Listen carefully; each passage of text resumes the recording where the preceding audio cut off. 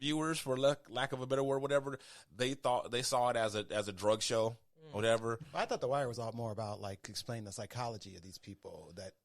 Like you think you know what's going on in the world, like you don't even know. But here's the people's stories. Right. The Wire was a lot deeper than that, and every season they tried to take a new perspective and stuff and try to show you that I'll that check was it deeper out. than that. But in any case, it gets better and better every episode, and it's deep, and there's a lot going on. It's always a show that's suggested to me. Yeah, and it's I'm excited to watch it that. is definitely it's the best show on television right now. Okay. It is.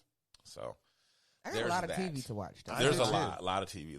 There's so much stuff right now. Catch up on the Connors. Oh my God, the Connors! I'm so glad you mentioned the Connors, because the Connors is a show like I kind of like just checked back in after they kicked Roseanne off, and just to see kind of like okay, let's see what's going on. What's it like? What's it gonna? And they're winning. It's great. It's great. Lori Metcalf should get some kind of Emmy, because she is killing the game. Since Roseanne left, she has stepped up. And what about? And she is hilarious on that show. What about Becky? She is. Lacey Gorson, is that her name? Yeah, that's her name. She's amazing. Yeah, they're good. It's really good. The writing is good, and it feels like. I don't know. It seemed like when Roseanne was on the show, they saved a lot of the jokes and stuff for her. Yeah. But now that she's not there, they can spread it around. Yeah. Everybody is getting a lot of great lines and stuff. And it's really funny. Well, I feel like it's legit funny. Becky is definitely the star of the show, but it does still feel like much more ensemble now, because you get everybody has a storyline that is every week. And it's, it's not just based around like one person has a problem and how's Roseanne going to fix it. Right.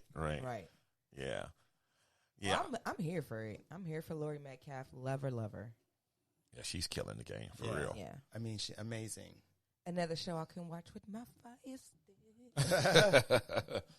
So Netflix has licensed from Paramount rights to make Beverly Hills Cop sequel with Eddie Murphy and Jerry Bruckheimer. Wow. Yeah.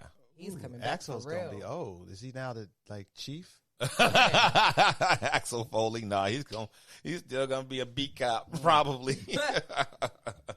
Where they can't get his act together. Have you guys seen the new First Wives Club, the black one with Jill Scott? Do you know about it? No, I didn't even know. Do you know about it, Dino? No. There's a new First Wives Club. Scott Rudin, who produced the original First Wives Club movie, has a First Wives Club series, and one of the stars is Jill Scott.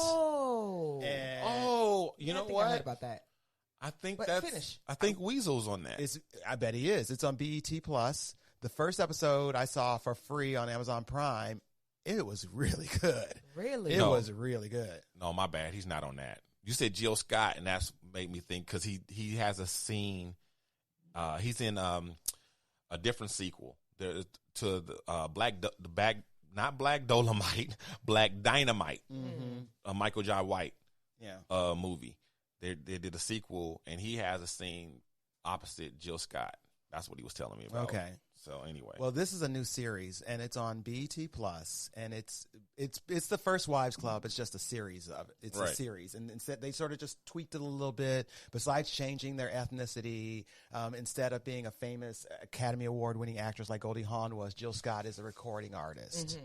But she's actually struggling a little bit, and and then her husband is flirting around with the young hot thing who's kind of like an Ariana Grande type and stuff like that. And then instead of having the advertising, I think is what Diane Weist's character did with her husband. They had an advertising agency. Well, instead now it's like this guy's a politician, and this and then the wife is with there, and then the working class one is just much more now. It's an update of it, and it's more than just them changing their cultural identity. Right. Oh, I'm so here for that. I loved First Wives Club movie. I did too. That's one of those ones I watch over and over again. Yes, and I was like a series, and I was like, at first I thought like it kind of felt like, oh, they're just making them black to just get some interest in, like, there's no reason why these characters have to be black. But I'm like, I watch. I'm like, no, there's no reason out they have to be black. They just happen to be black. Actually, Right. It's kind of cool. Okay. All right. When I saw the commercial for First Wives Club, I didn't realize that it was a spin on the movie because it looked a little bit differently. But I'm excited. That it is based on the movie. It's very similar, same idea, but it's just a series. I'm excited. So, in other Netflix news, Netflix, in addition to getting the rights to Beverly Hills Cop, they also they have a deal with Nickelodeon. Okay. Right? Well, Can't do that on television. Nickelodeon to create and produce original animated feature films and television series based on Nickelodeon's library of characters. So shows based on completely new characters are also part of the agreement. So they're going to take historically Nickelodeon stuff and create new stuff for Netflix, and they're also going to create new stuff for Netflix. That is Nickelodeon. Smart. I'm so there you go. excited for this. I'm a Nickelodeon kid. I am a Nick kid. Nick kid. You can't do that on television. That was on Nickelodeon, right? I don't know that. You know that show you can't do that on television? I think it was a Canadian show that they showed on Nickelodeon. As a matter of fact, Alanis Morissette was on that show. Really? When she was a kid. Really? It could have been. I Kind of like remember that show. What do you call them? The Disney Yeah. Mickey Mouse Club, like Yeah. Justin Timberlake and those guys, Christina Aguilera and all those guys. Wow. Interesting.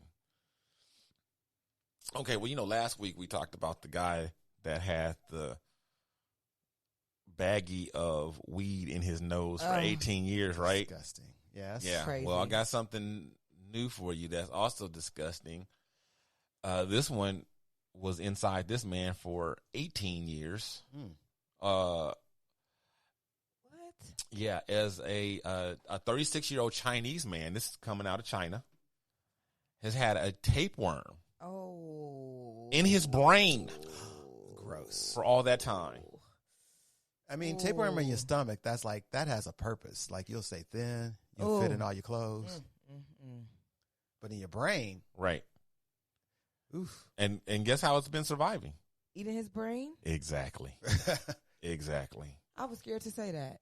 That's what he's been doing. I didn't want to put them two things together. Did it say, do you know how it might have how it affected his life? Oh, yes, it like definitely he couldn't did see? say that. Yeah, he has had, well, first of all, the you guys, this is how he got him, how he got the tapeworm.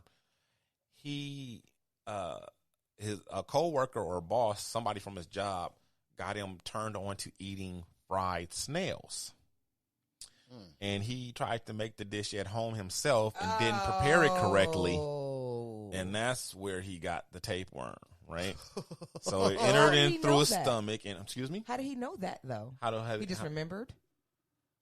How did he know that's where the tapeworm came from? That's what the doctors told him. Okay.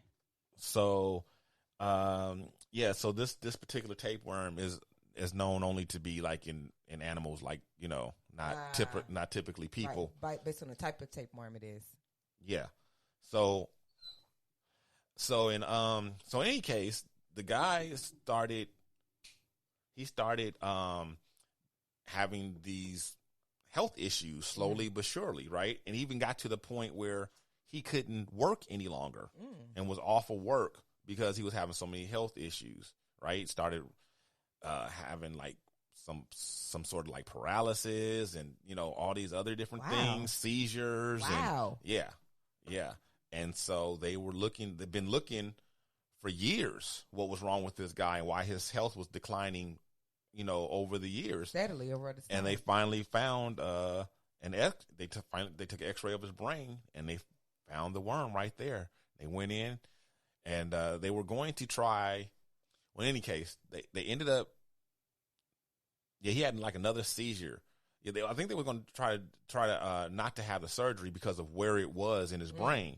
So they were trying to take care of it some other kind of way. I don't know if they were going to give him medication or radiation or what, but they were going to try not to have a surgery. But then he had another seizure that was real bad. And so they was like, okay, we got to get this thing now. And so we are going to do the surgery. So they did do the surgery. They took it out alive, and they said they had to make sure to take out the whole entire worm because any of it left would grow back. Right.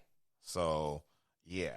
Wow. Yeah. 18 years. And they said it could have been like it would have gotten to the point where it could have killed him. He could have his brain up. He could have started. He could have gotten paralyzed and just. Oh my God! Yeah. It was just up there feasting on his brain. Because I just imagine, depending on what part of the brain he's eating, like all of a sudden he's like, "Hello, my name is Thursday." Right. Right. Like just brain eat up. Right. Yeah, that part of the brain is gone. It was it was like 6 inches long. Yeah. Oh, God. Yeah, like 6 inches long. So it's just sitting up there getting fat. I'm telling you. Well, more like long. It wasn't really fat, but it was long. Yeah, it was. Yeah. And could you imagine that it's 6 inches long of his brain? Like that's all his brain. That's just keeping that tapeworm so healthy. That you raggedy tapeworm. Yeah. So, yeah. Oh my God, 6 inches long. That's something that you buy at Subway, y'all. That is a sandwich. Let's have a sandwich. That's it is. It sure is. Can I get a 6-inch tapeworm on wheat? Oh, honey, Italian cheese. In other food-related news, Arby's restaurant removes an insensitive sign following an outcry from parents. Insensitive in quotes. Yeah, like I don't know about this one. I don't either. So this is what did it say? The sign said, "Only children who know how to keep their food on their plate and their bottoms in the chair and be well behaved are welcome here. Oh. Any other children will be asked to leave." Oh. I don't feel like that's a horrible. First of all, you shouldn't need a sign. Right? That's the problem. You know what I'm saying? You shouldn't need a sign. But in the event that you do need one, I feel like there's nothing wrong with that sign at all. No, and I actually think it's a really polite way to It say, is. like, make your children mind.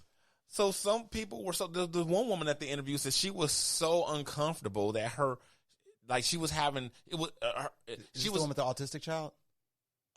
I'm not sure if it was that one or not, but one of the women who were there, she was saying that it was so disturbing to her that she was very very stressed out eating her meal there with her kids. Imagine. So Why? Because now I got to worry about my child. We're going to get kicked out because my child want to. You need to be worried about that anyway. Well, no, I don't. I don't need to be worried about that. You do. You need to be worried about how your children behave in public. Yes, I need to be worried about how my children behave in public. But now that's like extra. That's just a little bit unnecessary. Like, of course, your children need to behave inside of a place, any place where you could be asked to leave. Yeah, that's common place. Well, that's what they're saying. That's what the sign's saying. Right. But sometimes kids throw tantrums. Sometimes they get upset. Sometimes they're not in a bad mood. Sometimes they're cranky. Sometimes they're sleepy. And then we're going to get kicked out of a Burger King because my child threw a fit over this ketchup? No. I would imagine that they would be aware of the difference between a child maybe having a bad day or whatever the case may be. But I have to say, and I'm really going to be honest with this, if your child's having a bad day and they can't act right, take them home. They got to go. You should get kicked out. I'm sorry. And it's not your fault. It's your child's fault, but they can't stay. They're disturbing everybody else. Then put a sign that says that. Don't put a sign that says if your kid can't sit down and behave. No, I'm with Pip. I agree. I know. It didn't say that. No, it's not. I don't think it's a lot at all. I think it's a lot. It said if your kid can't keep their bottoms in their chair and whatever. No, it said we welcome these kind of children. Right. Other ones will be asked to leave. Right. Because they get so many kids running around and the behaviors that they named didn't have anything to do with like a kid like having, a meltdown or something like that. It had to do with kids just not being put in check by their parents, not being parented. Mm-hmm. No. I just went to this taping with my niece. One of my nieces is 4. She can't sit still for like a 4-hour taping. No. So she's going to want to go and climb on stuff. It was my job to pull her down and say, no, we don't do that. Right. Come over here, honey. Sit on my lap, honey. Whatever needed to be done, that she didn't act a fool up in there and disturb everybody else. But did you need a sign to tell you that?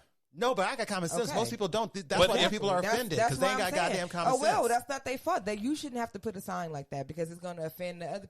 It's not fair to other people. So what? It's offending the people that are acting poorly. Yeah. No, the people that are acting poorly are going to be asked to leave, so it doesn't matter. Why put a sign? It is insensitive. And then the way the sign is worded, I don't think that's... I don't think so. It didn't say anything negative. It didn't say No, don't bring your bad child here. It says we welcome children that do these great things. If your child doesn't, well, I should leave. Yeah, basically it's a warning. And I think it's a little tongue in cheek. Yeah. It's saying these are habits and behaviors that we think are just great, and we welcome that. Right. We welcome no, it well